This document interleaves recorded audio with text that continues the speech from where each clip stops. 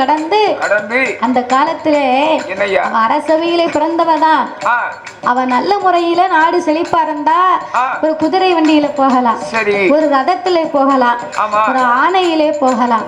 நாட்டுக்குள்ளே பஞ்சம் வந்ததுனால அவளுக்கு எதுவுமே கிடையாது. அந்த நீங்க சொல்லக்கூடிய அந்த யானை குதிரை எல்லாம் வித்து மக்களுக்கு கொடுத்தாச்சு. அதுக்கு கூட சாப்பிட ஒண்ணுமே இல்லையே. அதுக்கு தும்பு இருந்தா தானே அதுவும் நடந்து வரும். நல்லவங்களுக்கு தானே சோதனை அதிகமா வரும். ஆமையா, நாட்டை ஆளக்கூடிய மண்ணை வீட்டுல உள்ள பொருளை வித்து மக்களுக்கு சோறு போட்டுருக்கான். சரி, அந்த மன்னனுக்கு பிள்ளை குட்டிகளுக்கு சாப்பிடுறதுக்கு சாப்பாடு இல்லை. ஆமா, அப்ப இந்த நல்லதங்கா மாமா வீட்டுக்கு போகலாம், மாம்பழமும் சாப்பிடலாம் என்று 7 பிள்ளைகளையும் வரிசை வரிசையாகவே கையை பிடித்துக் கொண்டு அவையிடப்பே ஒரு பிள்ளை வைத்தார். அவையிடையில் ஒரு பிள்ளை வைத்தார். 7 பிள்ளைகளை கைவிடித்து அவ அன்னம் போல நடை நடந்து அவ அன்னம் போல நடை நடந்து அவ அவசரமா வாரா நடை நாடம் ஐயா அண்ணா போல நடை நாடம் நல்லதங்க அவசரமா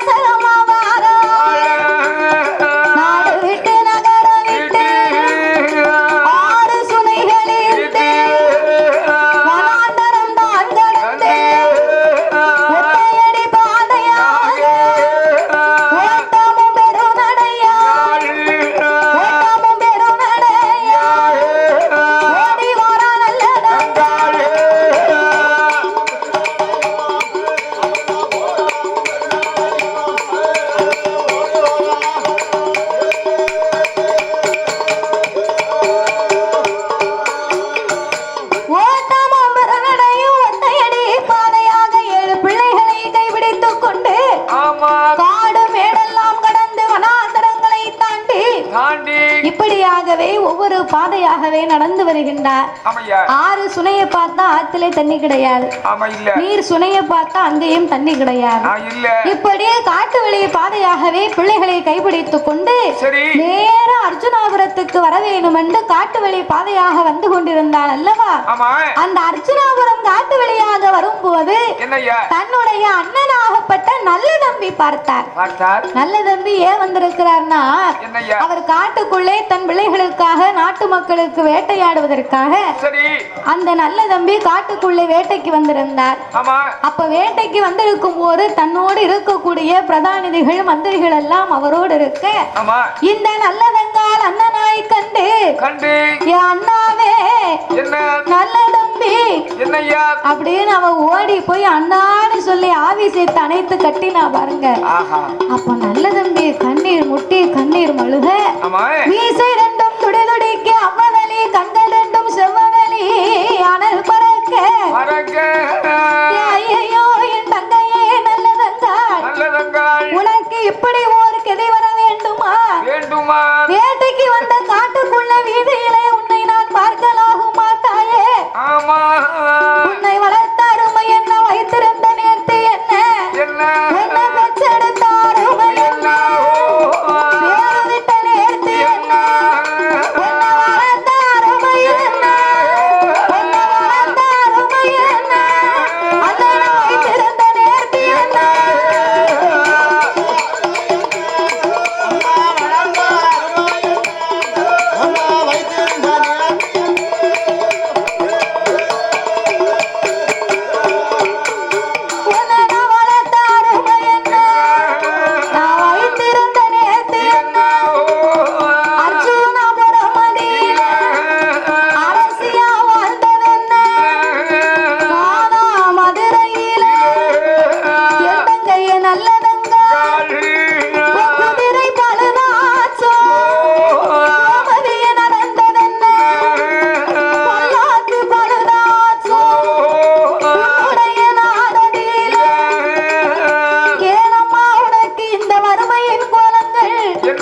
நீ அணிந்த ஆபரணம் என்ன, நீ அணிந்த உடைகள் என்ன, என்ன பெற்ற அருமை என்ன, பேரிட்ட நேர்த்து என்ன தாயே. உனக்கு குதிரை பழுதாச்சோ, நீ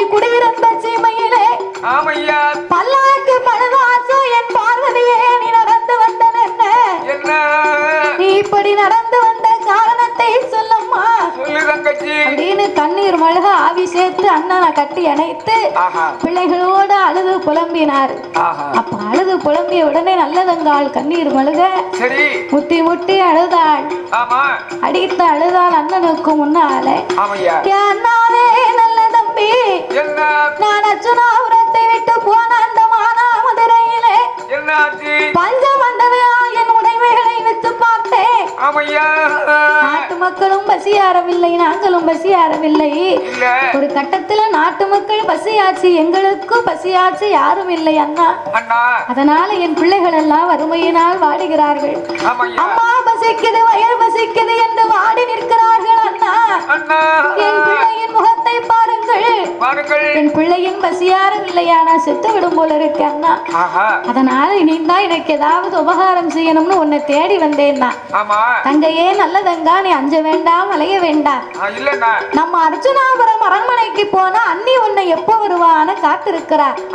நம்ம அண்ணி மூலி அலங்காடி இருக்கிற, அவளை போய் பாரு, உன்னை ஆசாரப்படுத்தி உபசாரப்படுத்துவா. அதனால நம்ம அரண்மனைக்கு போனையானா நம்ம அர்ச்சுனாபுரத்து அரண்மனையில தெற்கு நல்ல மூலையில நல்ல மூலையில நல்ல மூலையில தன்னுடைய வாசலில் ஆலையது கட்டிருக்கும், அரசரெல்லாம் நின்றிருப்போம், பசுவதுவும் கட்டிருக்கும், பால் கறந்து குடித்திட நல்லதங்க. தெற்கு மூலைக்கு போனா தேங்காய் குமிந்திருக்கும், வடக்கு மூலைக்கு போனா மாங்காய் குமிந்திருக்கும். நம்ம அரண்மனை வாசல்ல பெரிய ஆணை கட்டி இருக்கு, அதுக்கு பக்கத்திலே ஒரு பசுவும் கட்டி இருக்கு. நீ பிள்ளைகளுக்கு பால் கறந்து கொடுக்கலாமா?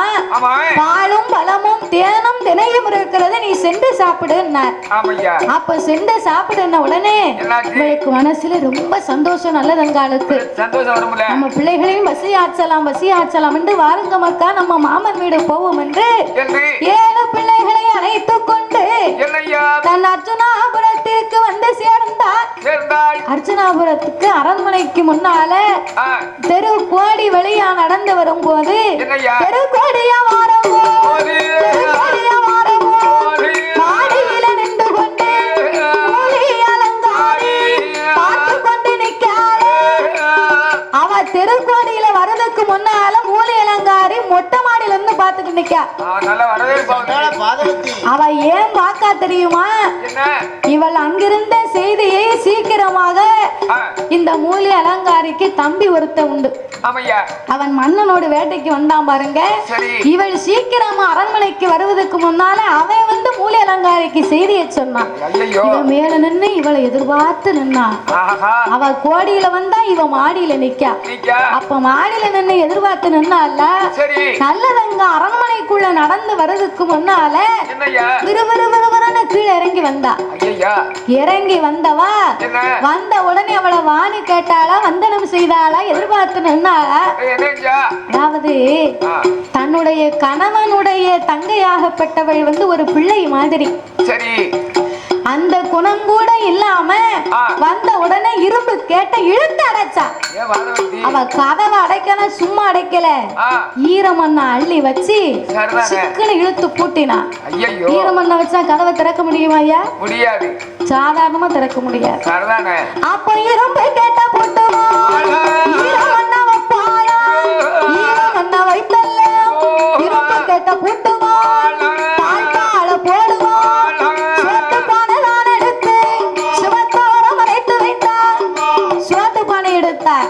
சாப்பாடு ஆக்கி வச்சதெல்லாம் எடுத்து தானிய கிடங்குல கொண்டு ஒளிச்சு வச்சா. புக்குல அங்க இங்க இருக்கக்கூடிய என்னென்ன சாப்பிடக்கூடிய பண்டம் பலகாரம் பல வகை அத்தனையும் எடுத்து கொண்டு வந்து தானிய குடங்களை மறைத்து வைத்து அந்த மூலி அலங்காரி என்ன செய்தா தெரியுமா? தன்னுடைய ஆடை ஆபரணங்களை கலத்தினான். தன்னுடைய அவள் அணிந்திருந்த உடையை கலத்தி அந்த புறத்துல வைத்து விட்டு ஒரு பழைய சேலையை கட்டி நெத்தியில 10 போட்டு முக்காடு போட்டு மூளையில போய் படுத்துக்கிட்டான். அவ படுத்திருக்க மூலையில மாங்காவையும் தேங்காவையும் அவ பக்கத்துல கொண்டு அடைச்சு வச்சா. அப்ப பழைய சேலை கட்டி நெத்தியில 10 போட்டு முக்காடு போட்டு முக்குல படுத்தாலே மூலை அலங்காரி அவ மூலி அலங்காரி கிடையாது, மூதேவி சண்டாளி. அப்ப மூதேவி சண்டாளி இந்த மூலி அலங்காரி முக்கிலே படுத்திருக்க அவன் நல்ல இடங்கா ஓடி வந்து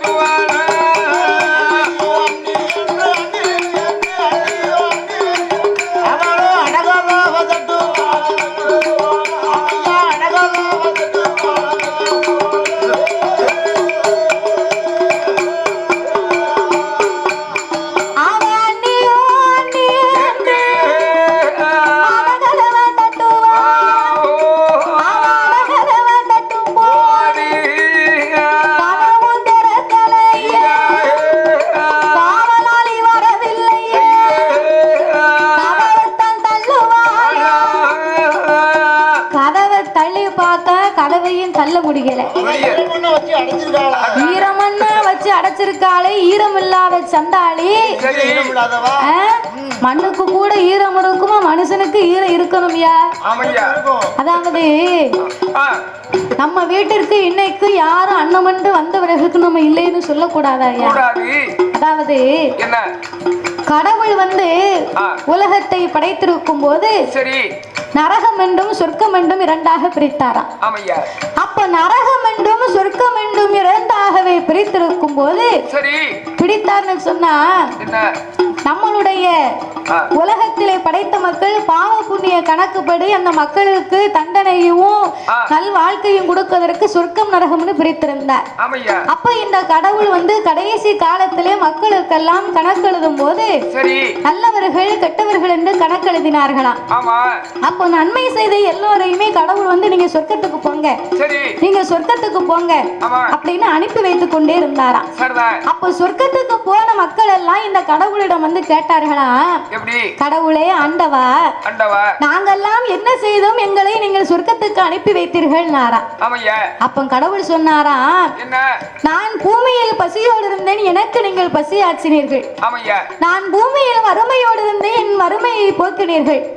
நான் வஸ்திரம் இல்லாமல் இருந்தேன், எனக்கு நீங்கள் வஸ்திரத்தை கொடுத்தீர்கள். நான் தங்குவதற்கு இடம் இல்லாமல் இருந்தேன், நீங்கள் எனக்கு தங்குவதற்கு இடத்தை கொடுத்தீர்கள்.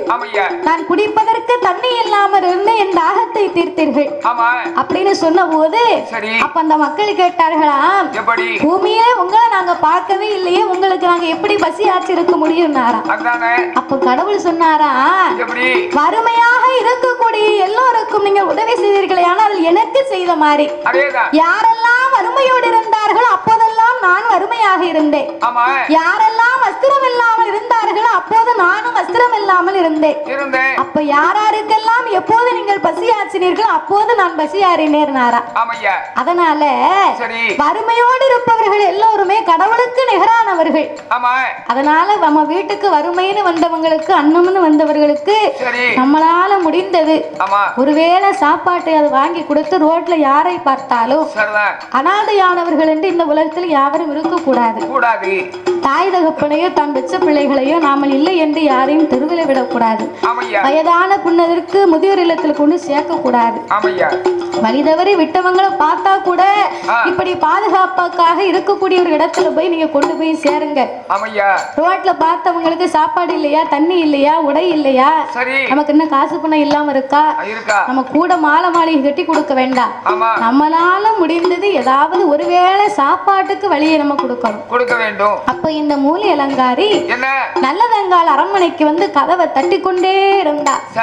அன்னையே என் கால் கிடக்குது, கதவை திறங்கள். அம்மாவே தாயே, என் பிள்ளைகள் பசியோடு இருக்கிறார்கள், கதவை திறங்கள் என்று ஓங்கி கதவை தட்டி கொண்டிருந்தார். தாழ்பால் திறக்கவில்லை, காவலாளி வரவில்லை. அப்பந்தான் பார்த்தால் இந்த நல்லதங்கால் பிள்ளைகள் போடும் சத்தத்தை பார்த்து ஐயோ கடவுளே, என் பிள்ளைகளுக்கும் பசியாற்ற வேணுமானால் நான் பத்தினிக்கு இந்த தாழ்பாலை திறக்க வேண்டும். நான் உத்தமிக்கு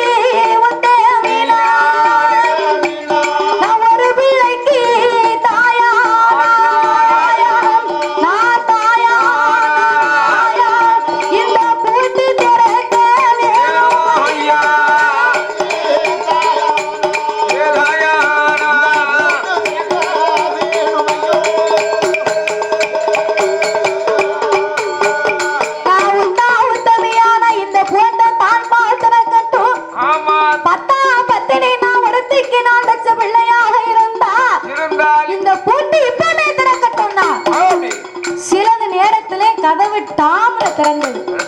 அப்ப கதவு திறந்த உடனே மூலை அலங்காரி முக்கலை படுத்திருந்தா. அன்னையே என் கதவை திறக்கவில்லை, என் பிள்ளையின் முகத்தை பாருங்கள், பசியோடு இருக்கிறார்கள் அப்படின்னு அடித்து புரண்டு அழுதா. இந்த பிள்ளைகள் கதவை திறந்த உடனே ஒரு மருத்துவர் வந்து, ஒரு நோயாளி ஒரு மருத்துவரை கண்டால் என்ன ஆனந்தப்படுவாரோ, பசியை பால் வாடி இருக்கக்கூடிய டாக்டர் சாமி, எனக்கு வயிற்று வலி தாங்க முடியல, வயிற்று வலி எப்படியாவது குணமாக்குங்க ஐயா. அப்போ ஒரு நோயாளி ஒரு மருத்துவரை கண்டால் என்ன ஆனந்தப்படுவாரோ, பசியினால் வாடி இருந்த பிள்ளைகள் கதவை திறந்த உடனே அந்த மாங்காவையும் தேங்காவையும் கண்ட உடனே ஓடி ஓடி ஓடி பிறக்கினார்கள். அப்போ ஓடி ஓடி பிள்ளைகள் பிறக்கின உடனே மூலி அலங்காரி சடக்கென்று எழுந்தரித்தார். எழுந்தரித்த சண்டாளி அந்த மூலி அலங்காரி மாங்காயத்தான் புடுங்குவாரா, பாதியையே புடுங்குவாரா, தேங்காயே புடுங்குவாரா. மாங்காய புடுங்கினா தேங்காய புடுங்கினா 1000 மாங்காயில அழுகின மாங்காய எடுத்து கொடுத்தா, 1000 தேங்காயில அழுகின தேங்காய் வள்ளி கொடுத்தாளையா. அதையும் பிள்ளைகள் வேண்டாம்னு சொல்லல. பிஞ்சு விரல் தன் கையிலே பிடித்து வைத்திருந்த மாங்காவையும் தேங்காவையும் பிடித்து இழுத்து அதை போட்டு விட்டு அழுகுன மாங்காவையும் தேங்காவையும் கொடுக்க அதையும் பிள்ளைங்க வேண்டாம்னு சொல்லல. வாய் நிறைய தன்னுடைய உடம்பெல்லாம் வடிய வடிய அந்த தேங்காவையும் மாங்காவையும் தின்றார்கள். அப்ப இதனை கண்டால் நல்லதங்க அவ மொட்டி மொட்டி அழுவாள், அவ முகத்திலையோ அடிப்பாள், அவ தாய் மனது தாங்காமல் அவ புரண்டு புரண்டு அழுதாள், அவ உடம்புலையோ அடிப்பாள். ஐயையோ கடவுளே, என் பிள்ளைக்கு இந்த விதி வருவென்று தெரிந்திருந்த நான் பிள்ளை வச்செடுக்க மாட்டேன். என் மக்களுக்கு இந்த விதி என்று வருமானால் மனதை வச்செடுக்க மாட்டேனே. அப்படி என்று அழுது புலம்பிய அன்னையே, அண்ணன் தான் என்னை அனுப்பி வைத்தார், ஏன் என் பிள்ளைகளுக்கு இப்படி ஒரு கொடுமையா?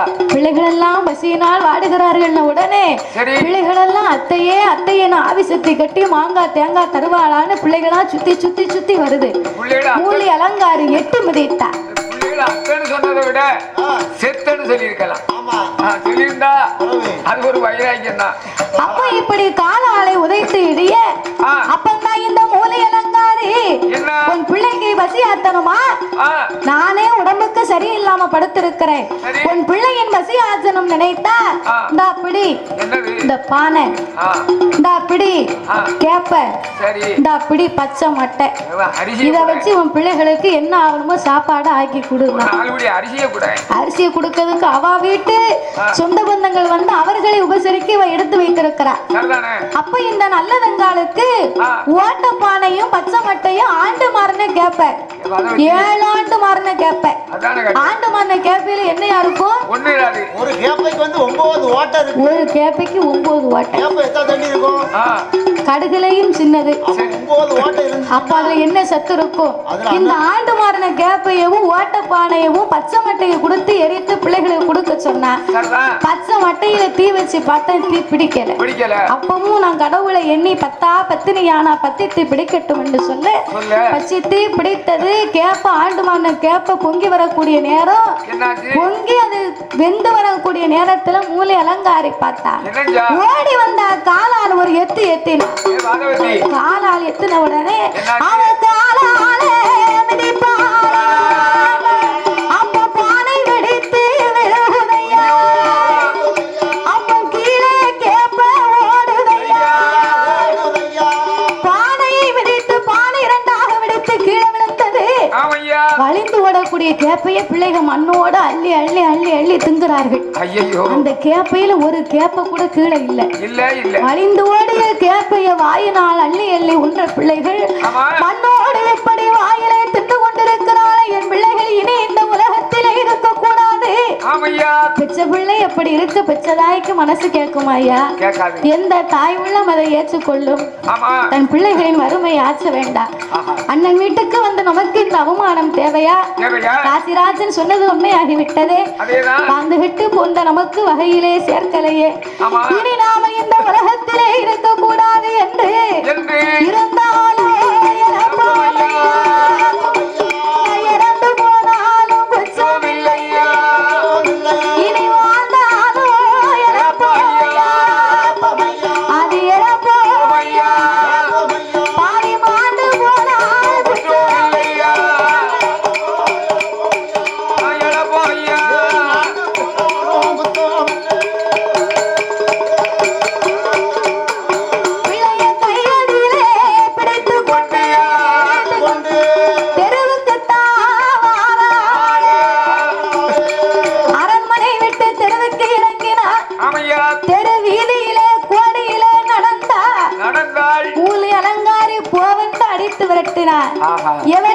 சக்கரத்தின் கணவன் சொத்தை இருந்து காணியால வந்தாயோ அப்படின்னு அரைத்து விரட்டினால இந்த அகுமானம் நமக்கு தேவையா அப்படின்னு சொல்லி பிள்ளைகள் அந்த மண்ணோடு அந்த கேப்பக்குள்ள அள்ளி சாப்பிட்டதை தாய் உள்ளம் தாங்காம இத்தனைக்கு அவ எதுவுமே சாப்பிடல அந்த நல்லதங்கா. பிள்ளைகளில் பசியாற்ற முடியுமான்னு ஓடி ஓடி பார்த்தார். அகுமானப்பட்டு இனி வாழ்ந்தால் இழப்ப நம்ம வாழ்ந்தால் குற்றம் இல்லை, இறந்தா இழப்பம் இறந்து போனாலும் குற்றம் இல்லை என்று அவர் திருவழியால் கைப்பிடித்துக் கொண்டு வரும்போது அக்கம் பக்கம் உள்ளவர்கள் எல்லாம் பார்த்தார்கள். அம்மாவே நல்லதங்க உனக்கு கதி வர வேண்டுமா? எங்கள் வீட்டுக்கு நீ வந்தையானா உனக்கு பச்சரிசி குத்தித்தாலும் பாலும் கலந்து தாரும் உன் பிள்ளைகள் பசியாறு போகலாம் என்றார்கள். அண்ணன் வீட்டுக்கு வந்து நான் அடுத்த வீட்டுக்கு போக சம்மதிக்க முடியுமா? அண்ணன் வீட்டுக்கு வந்து அடுத்த வீட்டு போன எங்க அண்ணனுக்கு கேவலம் இல்லையா? அரசர் வீட்டு குடும்பத்தார் அண்டை வீட்டுக்கு நாங்க வரமாட்டோம். சந்தனம் தொட்டால் நான் சாணி தொட மாட்டேன், குங்குமம் தட்ட கையால் நான் கூலி தொழிலாக போகும் அப்படின்னு அண்ணனை தேடி வந்தேனே. நான் இனி எங்கேயும் வரல அப்படின்னு சொல்லி திருவழியை நடந்து வந்தார். அப்ப காட்டு வழி பாதையா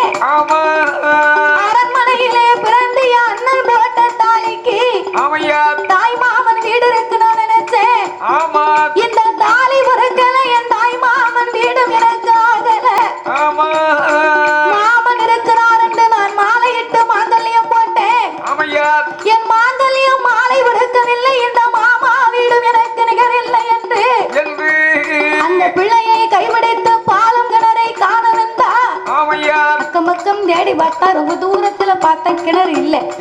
அப்ப ஆடு மாடு வைத்து கொண்டிருந்த ஆட்களை ஆட்டு இடையர்களை கூப்பிட்டு, ஐயா இந்த பக்கத்துல பாலும் கிணறு இருக்கா, என் பிள்ளைகளுக்கு தண்ணி தாகமா இருக்கு, ஆனா தண்ணி வேணும், நீங்க பாலும் கிணறு இருந்தா பாருங்க. இந்த ஒத்தையடி பாதையா போனா அதுல ஒரு அந்த மந்தை தெரியுதா, அங்க ஒரு பாலும் கிணறு இருக்கு, போய் பாருங்க. அப்ப ஆட்டு இடர்கள் வார்த்தை கேட்டு பாலும் கிணத்துக்கு வந்தா. பாலும் கிணத்திலே பிள்ளைகளை அமர வைத்து சிறிது நேரம் பிள்ளைகள் கொஞ்சம் சாப்பிட்டாங்க பாத்தீங்களா. அந்த சாப்பிட்ட பசி அமர்ந்த உடனே நடந்து வந்த களைப்பில் பிள்ளைகள் எல்லாம் படுத்து தூங்கினார்கள். அந்த கிணத்து அடியில அதுல சாய்ந்து கொண்டு தூங்கும் போது பிள்ளைகள் முகத்தை பார்த்தா, பச்சை பிள்ளைகளே நம்ம கிணத்துல எப்படி தூக்கு போடுவது, பெற்ற பிள்ளையை எப்படி என் கையால் நான் கொண்டு போடுவேனோ தெரியவில்லையே. கடவுளே இந்த கதி பருகுமானா பிள்ளையது கேட்க மாட்டேன், எடுக்க மாட்டேன், அவளை வரமோ கேட்க மாட்டேன், நாம் அருகிட்டவமோ எடுக்க மாட்டேன்.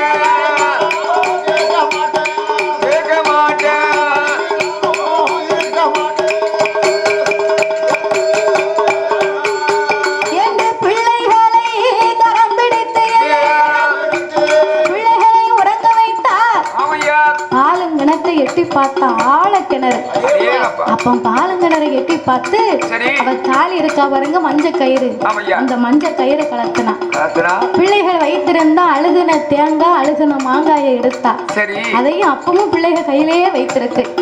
இந்த அழுகுன மாங்காய் தேங்காய் அவ போட்டிருந்த தாலி, பிள்ளைகளுக்கு பாலூட்டக்கூடிய சிறிய சங்கு, இம்மூன்றையும் எடுத்து அந்த தாலியை கிணத்திலே தொங்க விட்டா.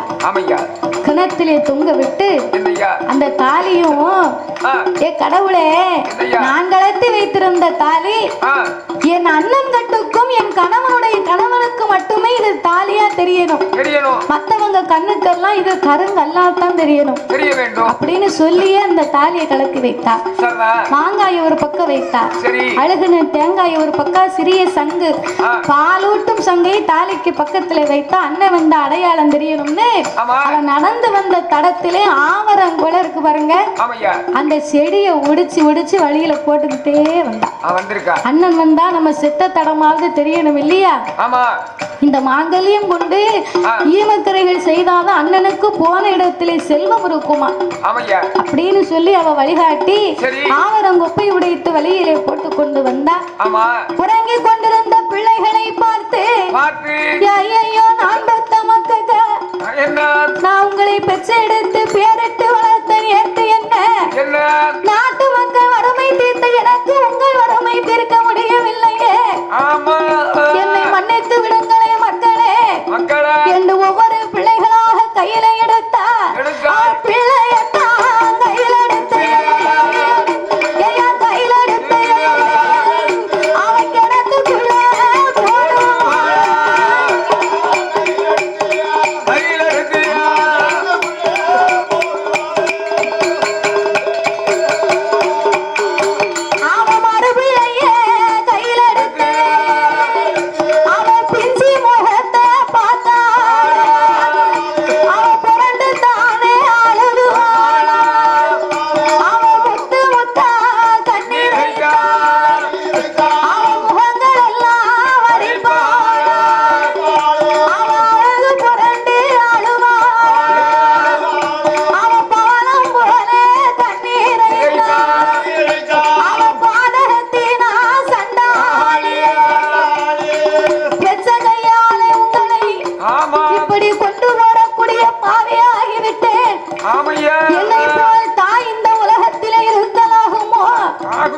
உங்களை வாழ்ந்து வறுமை போக்கும் தான் எனக்கு இல்லையப்பா அப்படின்னு உறங்கி கொண்டிருந்த பிள்ளைகளை இப்படி ஒவ்வொரு பிள்ளையா எடுத்து எடுத்து எடுத்து உள்ள போட்டாள். 6 பிள்ளைகளை உள்ளெடுத்து போட இவங்களை போடக்கூடிய போது போட்ட அவைய சட்டத்துல மூத்த மகன் முழித்து கொண்டான். அப்ப மூத்த மகன் முழித்து அம்மா செய்யக்கூடிய செயலை பார்த்துட்டு அவ கால கால கால சுட்டுதான் கிணத்தை சுத்தி ஓடி வாரா. என்னை மட்டும் விட்டு விடு அம்மா, நான் ஓடி பிழைத்திருந்தா உண்மை வரை சொல்லி இருப்பேன், நான் தப்பி பிழைத்திருந்தா என் தாய் பேர் சொல்லுவேன் அம்மா, என்ன மட்டும் விட்டு தாய நான் எங்கேயாவது போய் பிழைச்சுக்கிடுவேன், நான் சாணி வெட்டியாவது தகப்பன்னு சொல்லுவேன், வேலைக்கு விறகுடித்தாவது உன் பேரை நான் சொல்லுவேன் அம்மா, என்னை மட்டும் விட்டு நான் பிழைத்துக் கொள்கிறேன் அப்படின்னு அவன் காலை கட்டி பிடிச்சு அழுதான். கொஞ்ச நேரத்துல அவ விடல உடனே கிணத்தை சுத்தி ஓடி திரிந்தான். அப்ப ஆடு மேய்த்து கொண்டிருந்த இடையர்களை கூப்பிட்டு ஐயா அந்த பிள்ளைய பிடிங்க என் பேச்ச கேட்க மாட்டேக்கான்னு சொல்ல ஆட்டு இடையர்கள் பார்த்தார்கள். தாய்க்கு அடங்காத தருதலை பிள்ளையா இருக்குமோ என்று அந்த பிள்ளையை பிடித்து நல்லதங்காலிடத்திலே ஒப்படைக்க அவள் மூத்த மகன் என்றும் மாறாமல் வறுமையின் காரணத்தால் எனக்கு தங்க இடம் இல்லை, தாமதிக்க பூமி இல்லை, எனக்கு அக்கமில்லை பக்கமில்லை என்று ஆதரிக்க ஒருவர் இல்லை, இருக்க இடமும் இல்லை, இந்த உலகத்தில் எனக்கு பூமி இல்லையே, எனக்கு மாலை உருக்கலும் மாமன் வீடும் எனக்கு இல்லை, என் தாலி உருக்கல தாய் மாமன் வீடும் என் பிள்ளைகளுக்கு இல்லையே அப்படின்னு சொல்லி மூத்த மகனாகப்பட்டவனை பிடித்து அவனுக்கு இறக்குள்ள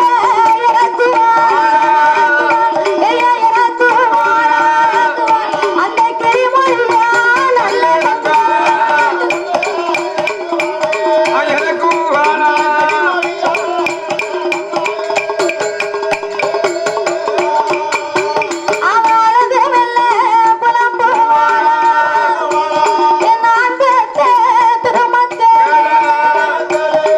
எந்த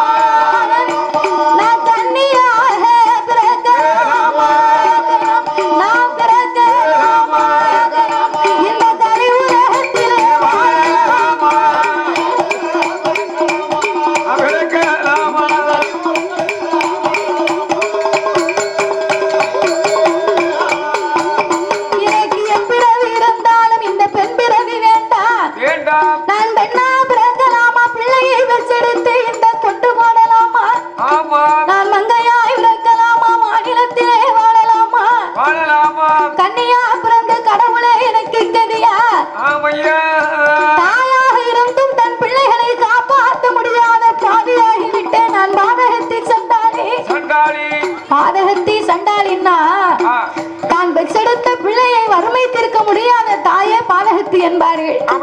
அப்பேற்பட்ட நான் மாதகத்தி ஆகிவிட்டேனே. இனி இந்த உலகத்துல என் பிள்ளைகள் எல்லாம் நான் இருந்து என்ன செய்வேன்?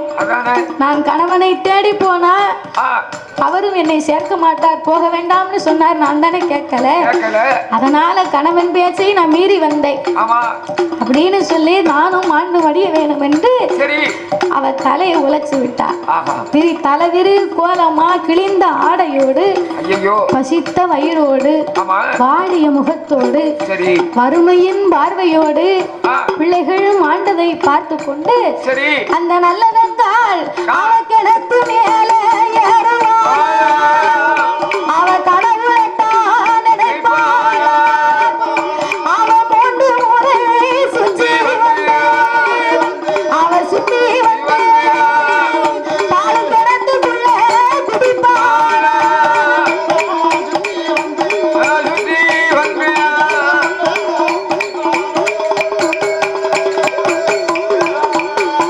பால் கிணத்துக்குள்ள அம்மா இறங்கும் போது அவ 3 முறை சுத்தினா பாலும் கிணத்துக்குள்ள இறங்கினா. அவ கிணத்துக்குள்ள குதிச்ச உடனே அவ பிள்ளைகளோடு தாயுமாக வறுமையினால் செத்து மடிய பிள்ளைகளோடு கதறல் சத்தத்தோடு அம்மா பசிக்குது அம்மா பசிக்குது என்ற சத்தங்களோடு அவ மாண்டு வெல்ல மடிந்தாள். மரணலோகம் சேர்ந்தாள். அவ செத்து வெல்ல மடிந்தாள். அந்த பாதகத்தி நல்லடங்கா நல்லடங்கா அவ சிவலோகம் சேர்ந்தாள்.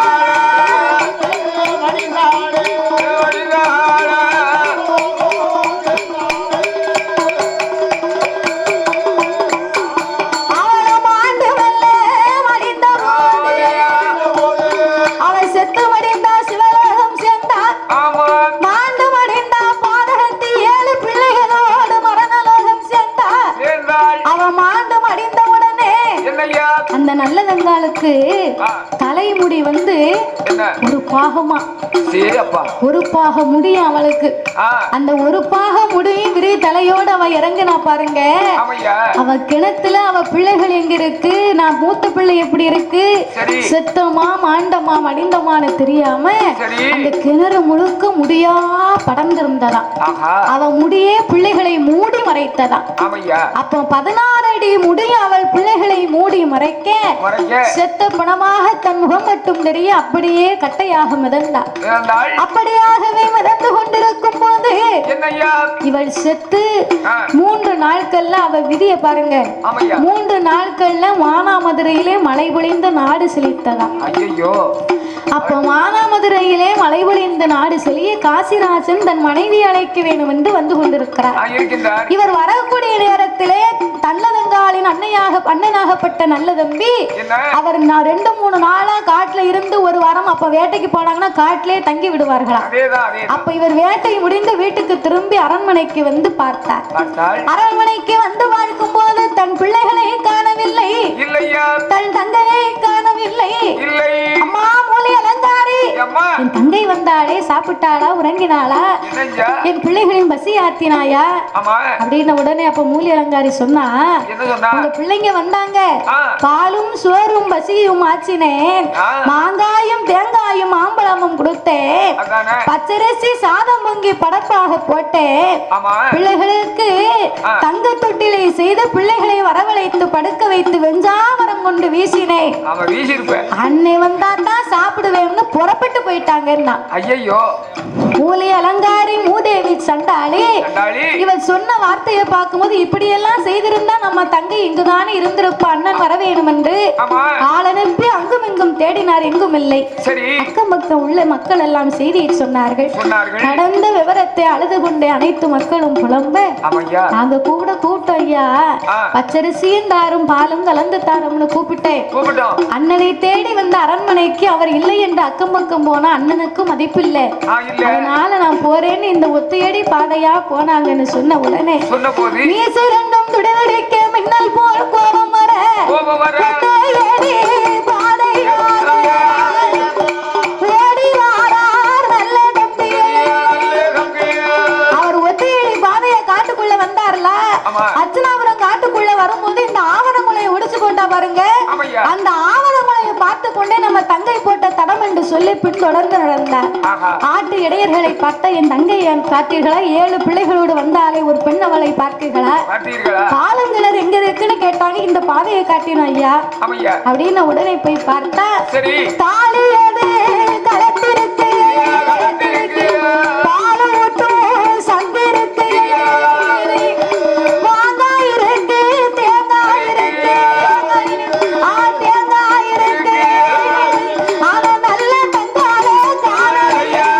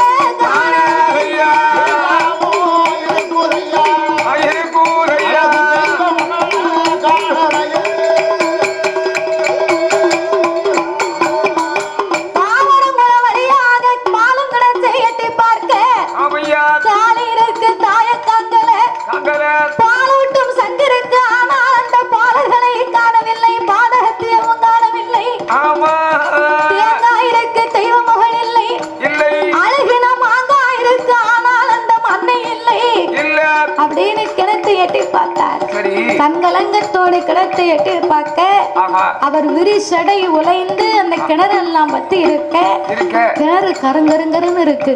அவர் முகம் மட்டும் தெரிந்ததா. அப்ப முகத்தை பார்த்த உடனே அடித்து புரண்டு அழுதாள். என் அன்னையே நல்ல தங்காள், உன்னை தங்கையாக வைத்தேனா? என் தாயாக நான் நினைத்திருந்தேன். அண்ணனோடு பிறந்த உனக்கு இந்த கதை வர வேண்டுமா? இக்கோலத்திலே உன்னை பார்ப்பதற்கு இந்த இறைவன் எனக்கு எழுதினாரா? எனக்கு யாருடைய தீவினையோ, எவனுடைய சொல் பிழையோ, என்ன காலத்தோட விதிப்படியோ, அந்த கடவுளோட சோதனையோ, நான் முன் செய்த பாவம் தானோ, முடிந்ததுவோ எப்பிறப்பையோ, எனக்கு தாயாரு விதிப்படியோ, எனக்கு விதிப்படியோ, நல்லதங்க தலையடியிலே இட்டெடுத்தோ,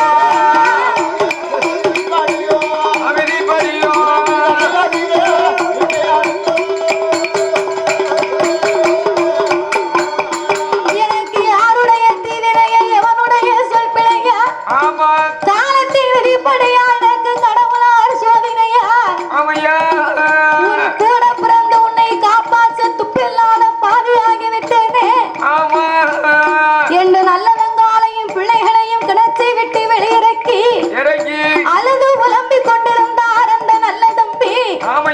மானா மதுரையிலிருந்து வந்தாரே காசிராஜன், அந்த அச்சுனாபுரத்துக்கு காட்டு வழியா வரும்போது அவரும் அந்த பாதைத்தான். ஏன்னா அந்த காலம் பாதையெல்லாம் காட்டு வழி பாதை.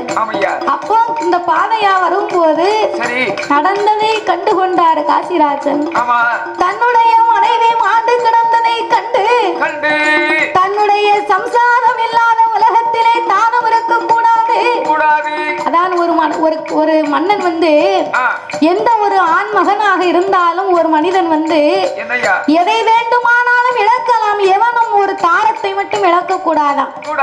அதாவது ஒருவன் பெற்ற தாயை இழந்தானையானால் தான் பெறக்கூடிய அறுசுவை உணவு போகுமா? தந்தையை இழந்தானையானால் தான் பெறக்கூடிய கல்வி போகுமா? உடன் பிறந்தோரை இழந்தோமையானா ஒரு பொசம் போனது மாறியா? தன்னுடைய சொந்த பந்தங்களை இழந்தவர்களுக்கு உறவை இழந்தவர்கள் மாதிரி. ஆனா எவன் ஒருவன் தாரத்தை இழக்கிறானா அவன் அத்தனையும் இழந்து போவானா. அதான் சம்சாரம் இல்லைன்னா சகலமும் சர்வ நாசம் இருக்காங்க. எதை இழந்தாலும் ஒரு ஒரு மனிதன் தன்னுடைய தாரத்தை மட்டும் இழக்க கூடாதாம்யா. கூடாது. அதாவது தன் பிள்ளைக்கு தாயினால் சில காரியங்கள் செய்ய முடியும் ஒரு வயது வரைக்கும். ஆனால் தாரத்தால் மட்டும்தான் தன் கணவனுக்கு எதையும் செய்ய முடியுமா? அதான் தாய்க்கு பின் தாரம்னு சொல்லி இருக்கிறாங்க. அப்போ இந்த தாய்க்கு பின் தாரம் என்று சொன்னா இந்த தன்னுடைய மனைவியாகப்பட்டவள் நல்லதங்கா இறந்திருப்பதை கண்டவுடனே தன்னுடைய மனவேதனை தாங்க முடியாத அந்த காசி மகாராஜா அவர் உறவாரையா உறவாரா பூமியிலே நாட்டு வாராது ஏ வாழிலையோ பாய்தாரா அவர் பாயுவாரா பாவி உயிரை வைத்தான் வாய்ப்பாரா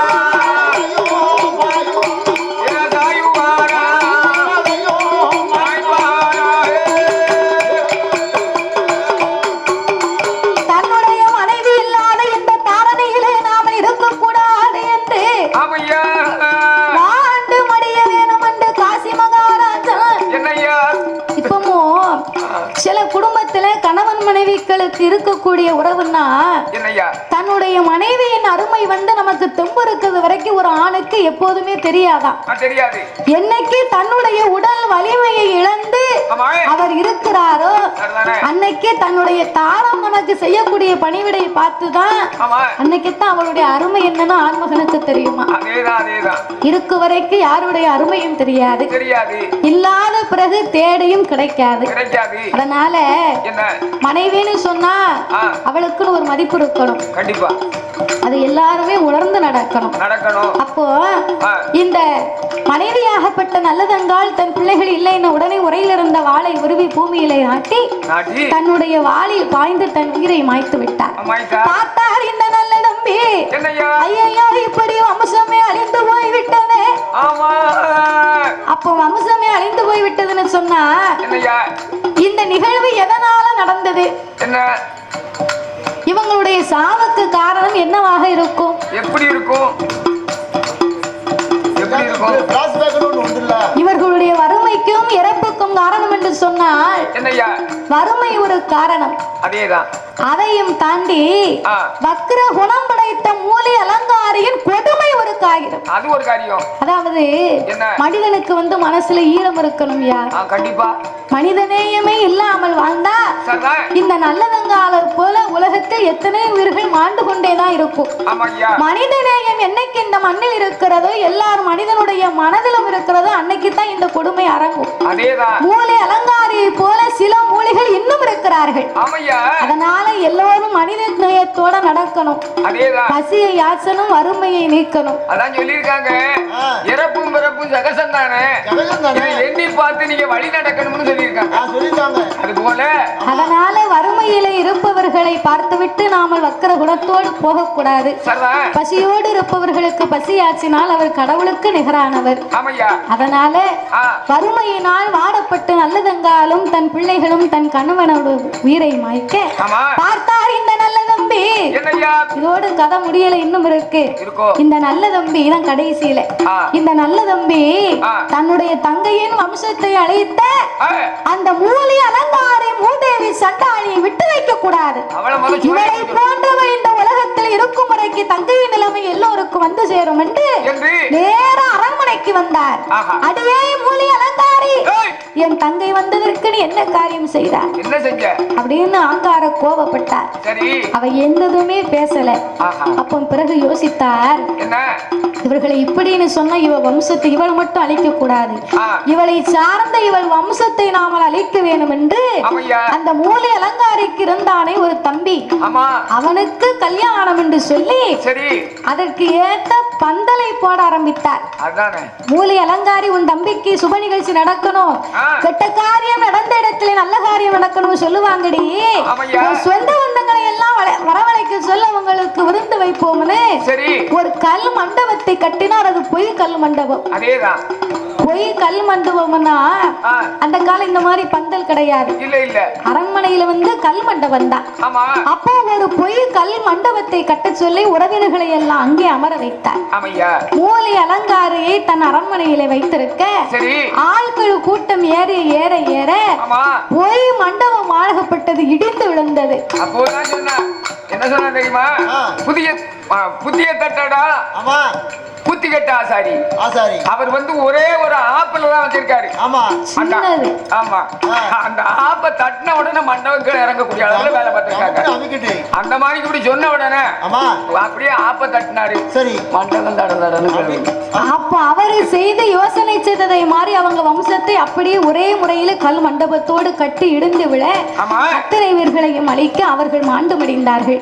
மூலை அலங்காரி நாமல் விட்டு வைக்க கூடாது என்று வறுமையில் வந்த என் தங்கையின் நல்லதங்காலை நீ கொண்டு போட்டாய சண்டாளி. சண்டாளி வறுமை ஒரு காரணம் என்றால் நீ அதற்கு ஒரு காரணம் அல்லவா? ஆமா, உன்னை இதோடு நான் விடமாட்டேன் என்று சொல்லி அவர் வாழ வைத்தார்.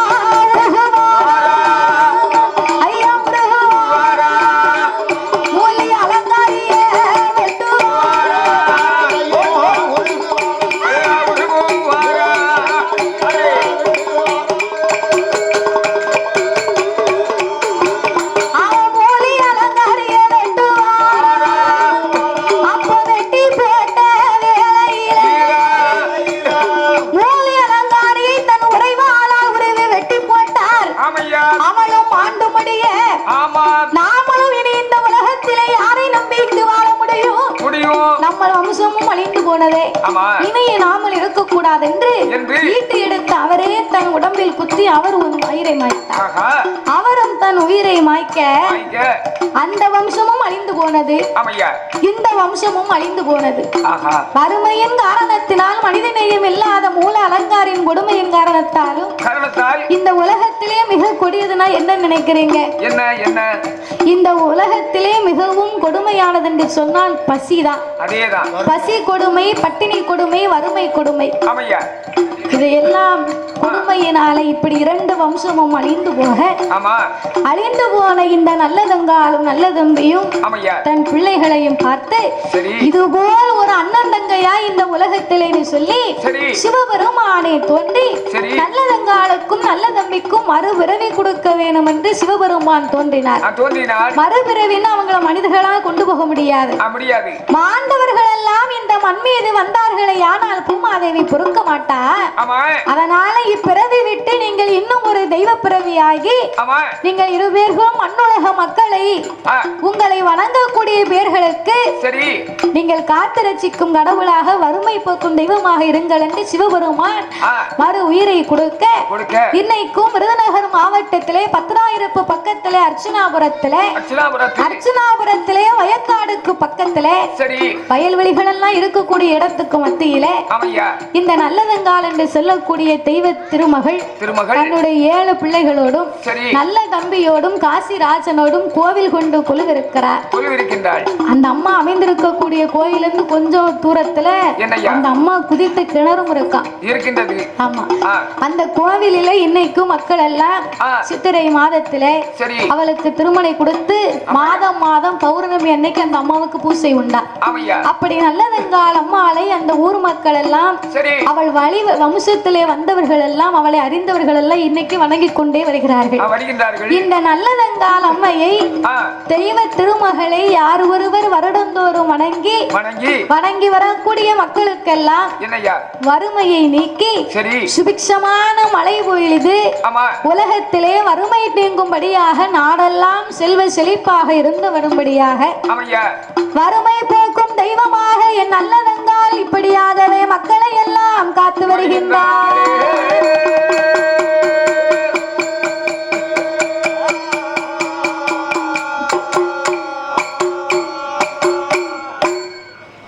கடைசியா ஒரு கும்மி பாட்டு மட்டும் படிச்சுக்கிறோம். எங்களுக்கு கொடுத்த நேரம் முடிந்து போய்விட்டது, இருந்தாலும் உங்களுக்காக ஒரு பாடல்.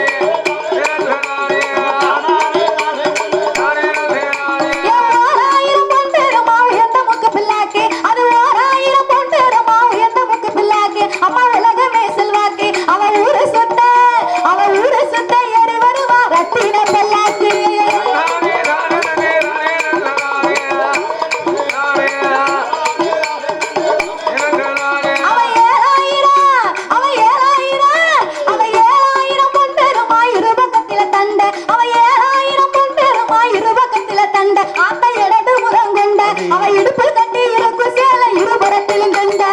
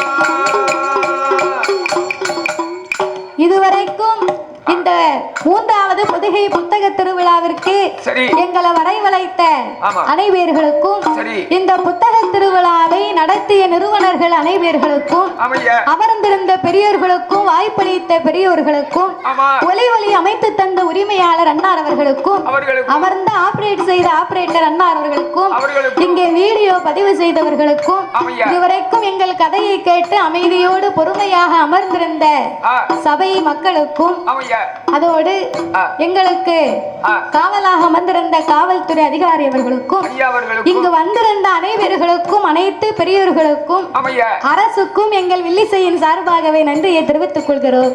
நன்றி, வணக்கம்.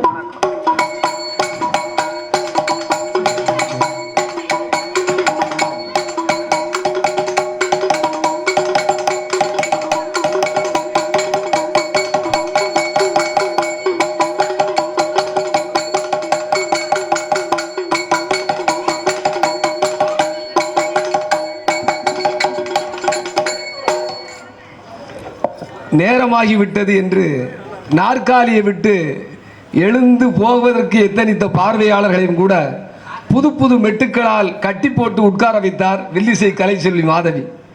நமக்கு மிக ஆச்சரியமாக இருக்கிறது. ஒரு மரபு கலையை இப்படி உலகம் முழுவதும் கொண்டு செல்ல முடியும் என்று சொன்னால் அது சாதாரணமான விஷயம் அல்ல, பெரும் சாதனை என்றே நாங்கள் கருதுகிறோம்.